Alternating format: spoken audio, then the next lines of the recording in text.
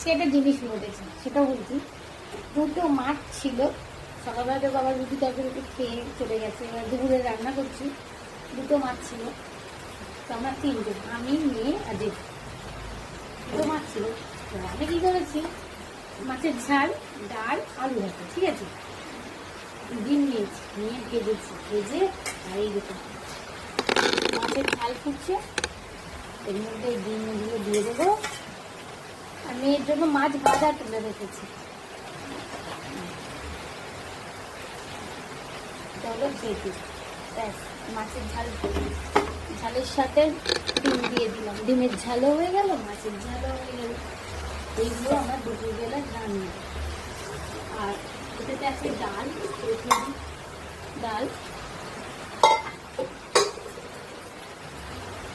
এই করেছি, আলু ভাজা, আর মেয়ের জন্য একটা মাছ ভাজা। দুপুরবেলা রান্না ওটা আমার হলো। বেশ ভালো রোদ্দুর দিয়েছিল, এখন ঝমঝম করে বৃষ্টি হচ্ছে। তারা দেখা এই দেখুন বৃষ্টি করছে, আর সঙ্গে ঠান্ডা ঠান্ডা হাওয়াও দিচ্ছে। আহা কি গরম লাগছিল সকালবেলা।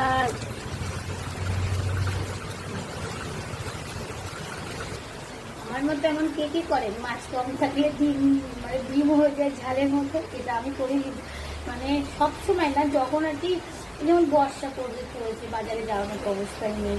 তারপরে মাছ ব্যাপারে এসেছিল, কিন্তু সেই মাছটা আলাদা, এই মাছটা আলাদা। আর মেয়ের ঠান্ডা লেগেছে, এই জন্য আমি আসছি, মানে কি বলে, শীতে বাটি মাছ করে একটা বড় বড়, কেমন আমার আবার কেমন চকচকে না হলে ভালো লাগে না, ঠিক তাই একটা বুদ্ধি করে নিলাম। তাই দুটো ডিম কেটে নিলাম, ভেজে নিয়ে ডিমের ঝাল, মাছের ঝাল হয়ে গেল।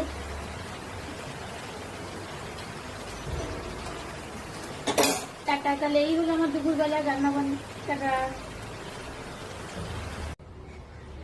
এবার ভাত বাড়ছি সবার জন্য, মেয়ের জন্য, জেঠুর জন্য, মেয়েকে খাইয়ে নেব, তারপরে আবার আমি খাবো।